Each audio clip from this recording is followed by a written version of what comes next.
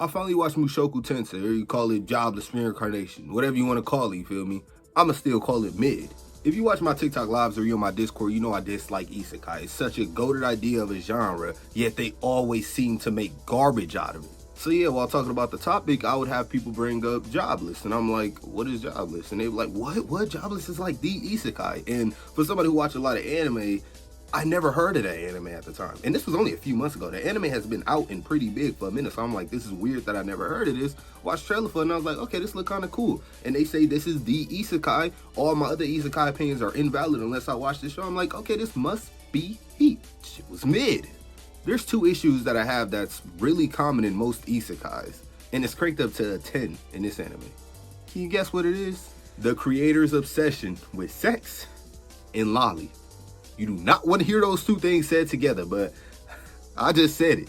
And I don't want to hear the lolly defenders come in, oh, just look past that. You can enjoy the good writing or some BS like that. Like, how can you form a thought like that and say it out loud without thinking it sounds weird as hell? And not only is it a lot of sexual stuff with youngins in this show, the main character is a grown adult in the body of a kid. And funny enough, the show even has one of those 300-year-old demon girls who look like a toddler, and that girl tries to bang Rudius for a second. I just don't see how fans of this anime can look past BS like that. Like, there's a literal scene where Rudius is healing these girls who are being human trafficked, and he's being turned on while healing them by looking at their chest. How is that not weird? What's even worse is this man Rudius is hit with a kill shot and his head is over for him. He's about to die. His first thought was, I cannot die now. He was saying because he wouldn't be able to fulfill his promise with his 15-year-old cousin. His promise was to bang her when they both got a little older, in two years. That was his first thought when he was hit with a kill shot from some dragon god.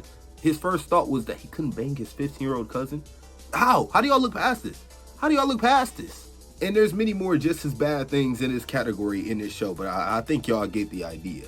Now, if I was truly able to look past all that, let's just treat it like a regular show. Let's act like none of that existed. What does the show have left? I will say it does have a pretty decent cast of side characters. A lot of new gen struggle with that because they're trying to give you a big world of stuff within 30-something episodes. New gen is way faster paced. Newer anime fans have shorter attention spans, so they're just trying to throw you a lot at once and doesn't really hit all the time. And in this show, they gave you enough time with a lot of the characters to where you can actually enjoy the characters. And of course, the characters being likable is a plus too. There are some characters like Sufi that had like no screen time to the point where even Rudius' sisters had, more character than her. And it's funny too because when Rudius heard everybody went missing, his first thought was like, let me save Sufi, not my missing sister and mom. Like, who is she, bro? Who is she? What does she do? They treated her like a one-off character, but expect us to care what happened to her after the Mana disaster. And that 300-year-old demon girl that I brought up earlier is a literal plot device, bro.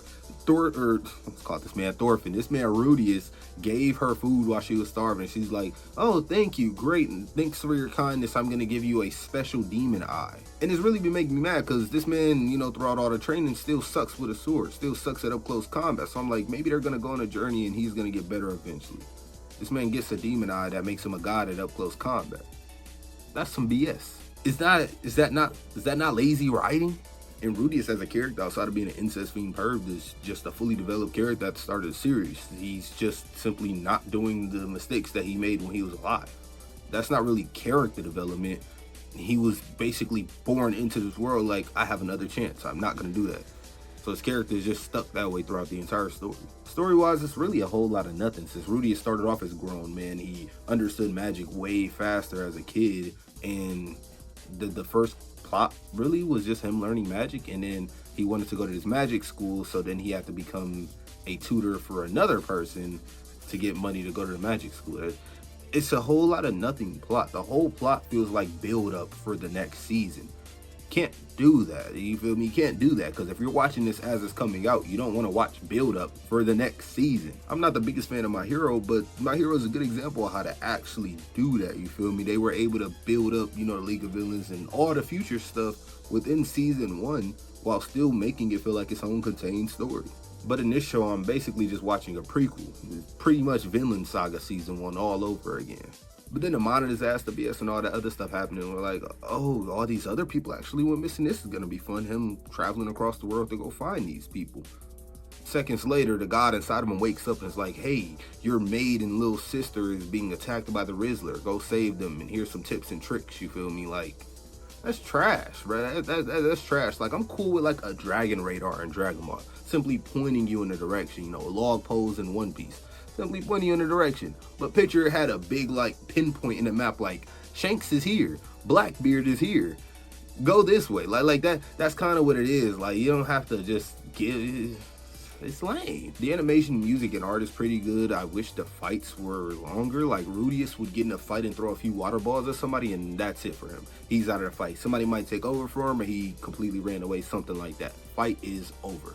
Even in the big final fight of the season, this man Rudius threw a few spells, and that was it. Like, I get they were caught off guard, but something, bro, do something. We don't get to see this man do. He's silent spellcaster. He doesn't do anything with that silent spellcasting. Even with his new special hack's eye, he doesn't do anything but see that he's about to die a bit before he actually does. Back to the silent spellcasting BS. They wanted us to care so much about that, but none of the characters in the show use spells, bro. Like, Roxy is the only character who consistently used spells throughout the show. Maybe you can count Rudius's mom. Even Eris, the one who he went to train, I think you only see her use one spell after that whole little training arc, and that's her shooting a fireball at the dragon god, you feel me? That was it. All that whole spell training, she didn't use it, bro. As I said, I feel like they just didn't want to create all these incantations for this show because they never actually used them. Except for the healing ones. That's pretty much it. All in all, this show is Boruto tier. It's like, it's watchable, but that's about it. It's not the worst thing ever, but it's not something I would recommend to anybody. It's pretty dookie. And I don't want to hear nobody crying saying I only watched season 1. That's still 23 episodes. If you watched 23 episodes of my favorite anime and you didn't like it, I will respect your opinion completely. So don't give me none of that BS. Realistically, 3 to 5 episodes is good enough to know if you're gonna like an anime or not, unless it's an isekai where you just basically watch until you see a character get essayed and then you drop it.